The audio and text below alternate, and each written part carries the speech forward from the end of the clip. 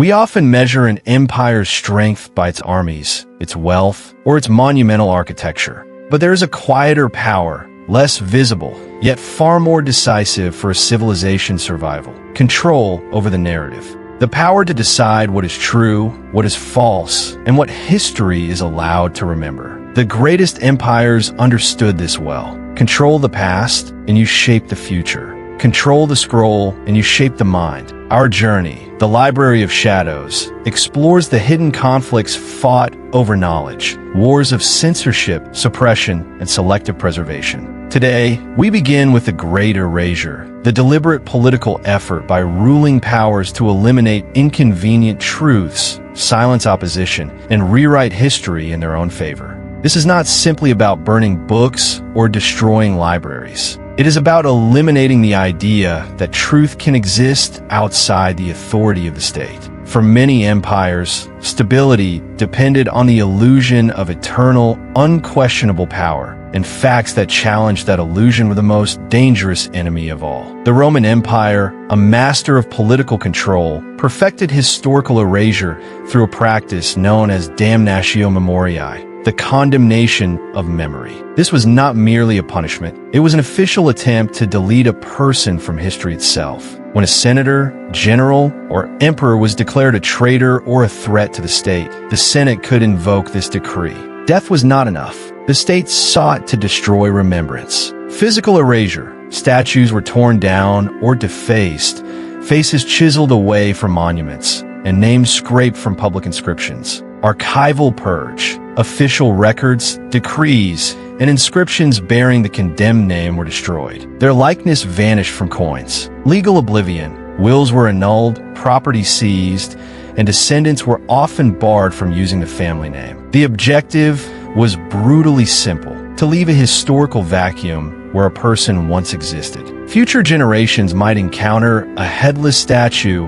or a scarred inscription, a silent warning that even immense power could be erased without a trace. Some of Rome's most famous figures were subjected to this fate, including Emperor Nero and Geta, the brother of Caracalla. After assassinating Geta, Caracalla ordered a massive, empire-wide campaign to remove every image, inscription, and reference to his brother. Rome was transformed into a state-sponsored landscape of vandalism and denial. This practice served the ruling elite perfectly. By controlling archives and public spaces, the state asserted dominance not only over life and death, but over truth itself. If the past could be rewritten, any action in the present could be justified. In every struggle for power, the historical record is often the first casualty. The war over knowledge intensified when empires tied political authority to religion. In the later Roman and Byzantine empires, the greatest threat to stability was no longer rebellion, it was heresy. Any belief or text that contradicted official doctrine was seen as a direct challenge to imperial authority. Early Christianity was shaped by fierce theological debate. But once Christianity became the state religion, unity of belief became essential to unity of rule. To challenge doctrine was to challenge the emperor, now viewed as God's representative on earth. This led to what can only be described as a purge of alternative truths. In 325 AD, the Council of Nicaea established official Christian doctrine. Texts that offered different interpretations of Christ's life and teachings, the so-called apocryphal Gospels, were declared heretical. Many were hunted down and destroyed. Later, suppression expanded beyond Christian debates to include pagan knowledge. In 529 AD, Emperor Justinian ordered the closure of the Academy of Athens, the last great center of independent, non-Christian philosophy, founded centuries earlier by Plato himself. Its closure marked a decisive moment. Philosophical inquiry would now exist only within the boundaries approved by church and state. Erasure was not always violent. Often, it was achieved through selective preservation. Monks and monastic scriptoria painstakingly copied ancient texts, but resources were limited. They preserved what aligned with church doctrine and practical needs, while countless works of science, philosophy, and literature were left uncopied, allowed to decay and disappear. The state did not need to burn every book. By controlling what was copied and taught, it quietly silenced voices that challenged the empire's narrative of divine authority.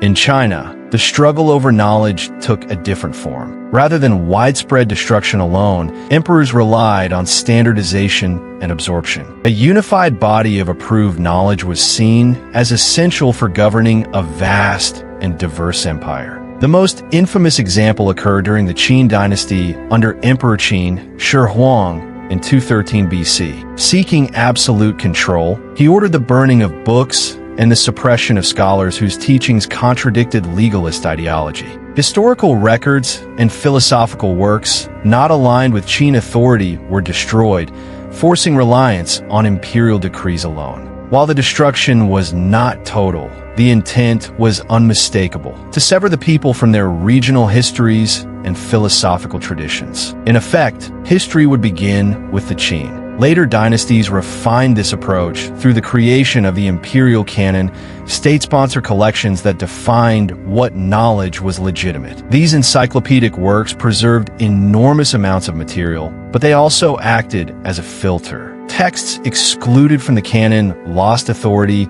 and gradually vanished from public life. The imperial library became the gatekeeper of truth. Practical texts on agriculture or administration were preserved, while writings that encouraged dissent, regional identity, or alternative interpretations of history were edited, sidelined, or ignored. Knowledge became a state-controlled resource, accessible primarily to the bureaucratic elite, ensuring that alternative visions of governance or history remained out of reach for most of the population. The Great Erasure reveals the darker mechanics of imperial survival. Empires already strained by political stagnation and economic manipulation preserved power by eliminating the very tools that could challenge them: memory, knowledge, and independent thought. The lessons are etched into the damaged archives of history. Censorship is power. Erasing a name or an idea can be as effective as destroying an army. Heresy becomes treason. When religion and state merge, dissent against belief becomes a crime against authority.